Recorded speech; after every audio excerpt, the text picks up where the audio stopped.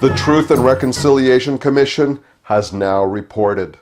Justice Murray Sinclair pronounced Canadian policy towards First Nations cultural genocide.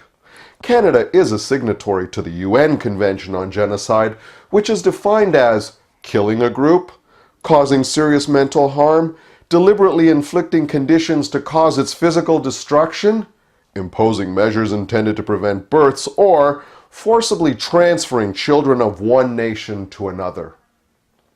The TRC found that Canada pretty much covered all those bases with First Nations. But Canada only recognizes 5 genocides: the Holocaust, the Holodomor, the Armenian and Rwandan genocides, and the Bosnian ethnic cleansing that killed 8,000 men and boys in Srebrenica. In order to kill the Indian in the child, Canada took 150,000 children from their families and subjected them to religion, rape, hate, and human science experiments. Over 6,000 Aboriginal children died in residential schools. But in order to kill the Indian story in the news cycle, Harper's response to the TRC findings is the deafening sound of crickets.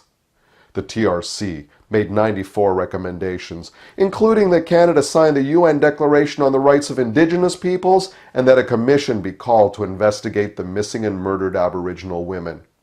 But those ain't even on Harper's radar, while he relives the Cold War in the Ukraine and Poland and hangs with the bosses at the Schloss. Harper's First Nation initiatives amount to an empty apology and privatization of Indian land. No, wait. There was that dubious transparency legislation passed for the sole purpose of discrediting tribal leadership. Harper's preferred method of dealing with Indian trouble is to leave the country.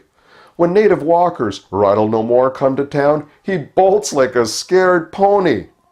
I am curious to see how the federal government will finally address the Truth and Reconciliation Commission's recommendations and Justice Sinclair's use of the G word.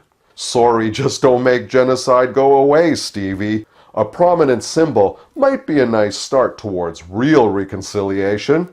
Hey, Harper could repurpose his prominent pet monument to the victims of communism as a memorial to the victims of residential schools. Better not hold your breath for that one.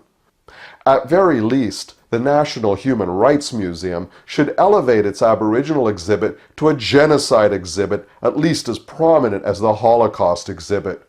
The museum is located in Winnipeg, after all.